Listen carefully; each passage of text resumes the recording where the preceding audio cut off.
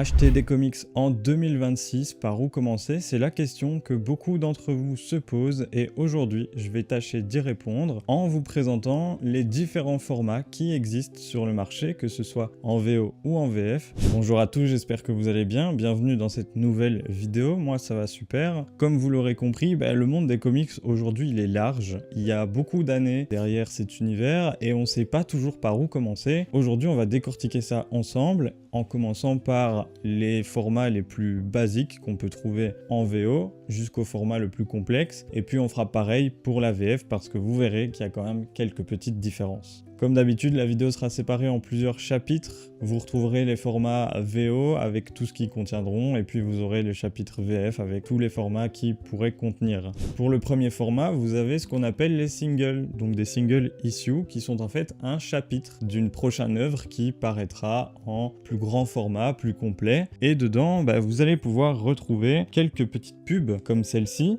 où on voit Queen in Black Blind Bag, et en fait, tout simplement, c'est comme ça que ils font aux États-Unis pour faire leur publicité. Ici, par exemple, vous avez une autre pub, Wolverine Weapons in Armageddon, qui prépare le grand prochain événement de Marvel qui, à l'heure actuelle, est déjà sorti, à savoir Avengers Armageddon. Et ça va être comme ça tout au long du chapitre, puisque c'est la seule manière qu'ils ont à travers leurs comics de faire de la publicité. Souvent dans le comic shop que vous irez ou le magasin qui vend de la VO, parce que c'est possible en France d'avoir des petits libraires qui ont de la VO dans leur magasin, mais vous pourrez les retrouver avec des petits papiers en carton derrière et une protection tout simplement, parce que comme c'est un papier assez fragile qui s'abîme vite et qui prend vite des coups, eh bien il vaut mieux les protéger pour pouvoir les tenir sur le long terme. Pour le prochain format en VO, ici j'ai pris un VF, mais c'est parce que ça ressemble beaucoup à la VO. C'est une nouvelle collection qu'un éditeur français a publié il y a un peu plus d'un an maintenant, mais ça s'appelle tout simplement les TPB, Trade Paperback, qui sont en fait un récit qui regroupe plusieurs chapitres, donc plusieurs singles qu'on a vu juste avant. Souvent ça va être un récit complet ou bien TPB numéro 1, puisque ça va être la première partie du run qu'on appelle ça. Un run, c'est tout simplement une histoire complète, voilà, par une personne qui a scénarisé. C'est assez sympa, c'est un format souple aussi, l'expérience est plutôt chouette quand vous lisez, puisque vous n'êtes pas obligé de tenir sur vos genoux ou quoi, ou la couverture qui est trop dure, machin, etc. Là, vous avez vraiment libre choix. Alors pour le prochain format, c'est pareil, je vous prends un exemple en VF, puisque la VO et la VF se ressemblent finalement beaucoup dans pas mal de points. Vous allez avoir ce qu'on appelle les hardcovers, donc ce sont des comics à couverture cartonnée, vous voyez ici, donc il n'est pas souple. Et en fait, c'est la même chose qu'un TPB, sauf que vous allez retrouver ici avec une couverture plus cartonnée. Voilà, mais ça c'est à votre convenance, si vous préférez un format plus souple ou un format plus rigide. Alors, ce qu'il peut y avoir parfois en plus dans ces hardcovers que vous n'avez peut-être pas dans les TPB, c'est quelques petits bonus, quelques couvertures alternatives qui ont été dessinées par d'autres dessinateurs qui faisaient partie peut-être du projet. Pour le prochain format, je n'en ai pas vraiment, disons, en VO. Du côté de chez DC, en VO, ce qu'on peut avoir qu'on ne retrouve pas en français, on va retrouver les omnibus. Donc les omnibus, j'ai un omnibus en français, je vous le montrerai tout à l'heure quand on sera dans la partie VF, mais les omnibus vont regrouper toute la série complète, tout un run peut-être avec des épisodes supplémentaires qui forment une continuité, et dans cet omnibus, vous pourrez aussi parfois retrouver quelques bonus. Les omnibus sont en format cartonné, donc comme les hardcovers, on aura un autre format qui lui par contre est plutôt en format souple,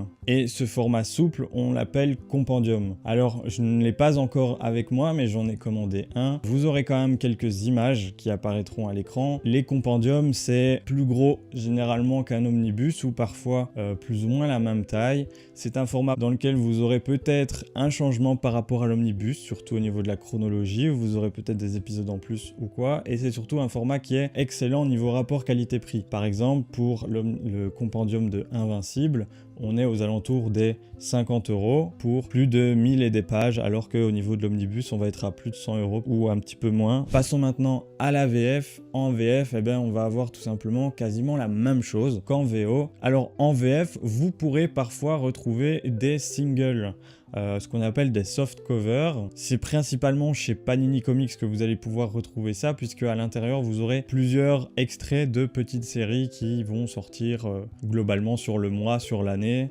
C'est ce que vous retrouverez de ce qui ressemble le plus par ici. Parfois vous pourrez aussi en avoir du côté de chez Urban en petits épisodes, donc épisode par épisode, et en VF du coup ça ne sera pas que du papier, ça sera une légère couverture cartonnée avec un papier glacé si je ne me trompe pas. Pour le prochain format, donc je reprends ce format hardcover puisque chez Urban Comics, Panini et Images on retrouve ces fameux hardcover avec cette couverture cartonnée qui ressemble globalement à un hardcover en VO avec, comme je vous le disais, à l'intérieur quelques couvertures alternatives. Ici on n'a pas réellement de gros bonus, juste quelques couvertures alternatives. Souvent à la fin on retrouve un petit édito qui nous dit ce format comprend les épisodes tel numéro à tel numéro de telle série. Je vous disais donc que le format ressemblait vachement à la VO chez Urban Comics. Pour l'instant je pense qu'il n'y a que qui ont fait ça, qui ressemble à un TPB, c'est la collection Paperback qui reprend chez DC en tout cas les anciens récits. Par exemple celui-ci date de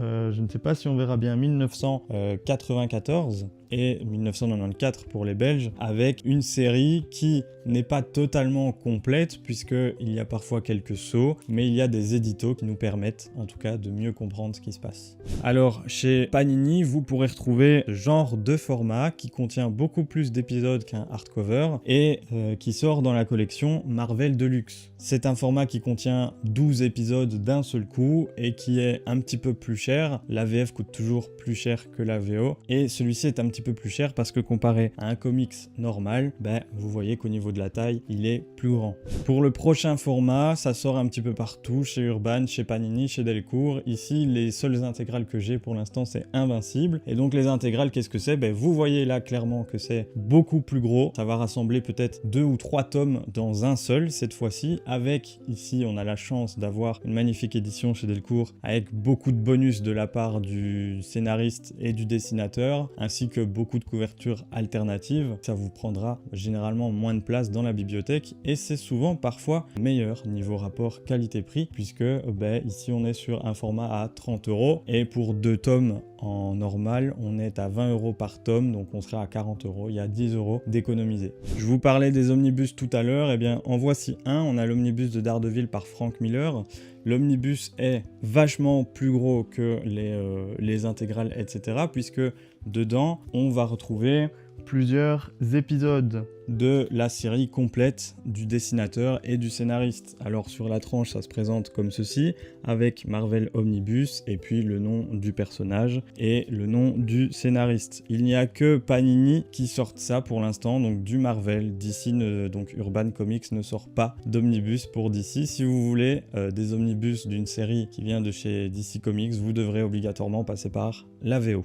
Une collection en plus chez Panini est l'édition Prestige, qui est un format beaucoup plus grand que les omnibus, qui est quand même assez conséquent. Ici on est sur du Daredevil Born Again et vous voyez que nous avons une tranche en tissu et on va avoir une taille beaucoup plus grande qu'un comics normal pour profiter encore mieux des dessins et maximiser l'expérience de lecture. Dans cette édition Prestige, c'est pareil, on va retrouver quelques petits dessins, j'ai un peu de mal à vous montrer.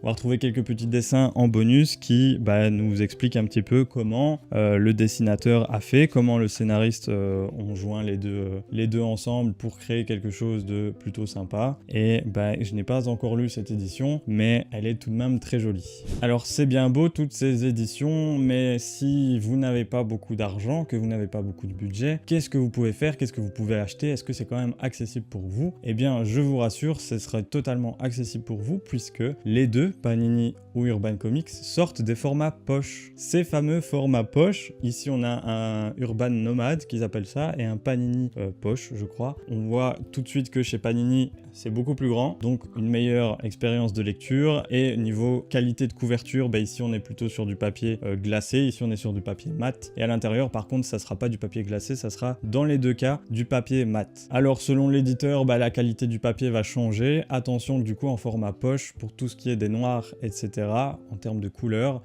vous n'aurez pas un rendu aussi bien que si vous achetez le comics en format normal, mais l'avantage c'est que vous pouvez pleinement profiter quand même de ce récits dans un format souple qui est plutôt abordable. Ici, on est aux alentours des 8 € pour le format, en tout cas pour le premier, allant jusqu'à, je crois, 14 € maximum pour un format beaucoup plus gros. Parfois, vous avez 2 récits dans un seul poche, donc c'est beaucoup plus avantageux que les comics normaux. C'en est tout pour ce petit guide et j'espère que ça vous aura plu et ça vous aidera en tout cas. Après 5 mois de lecture environ, je suis plutôt satisfait des différents formats. Si ça vous a plu, n'hésitez pas à vous abonner, à mettre un petit pouce, ça me ferait toujours plaisir. Comme d'habitude, prenez soin de vous, appréciez chaque lecture que vous faites et on se retrouve mercredi prochain pour une nouvelle vidéo. Ciao ciao!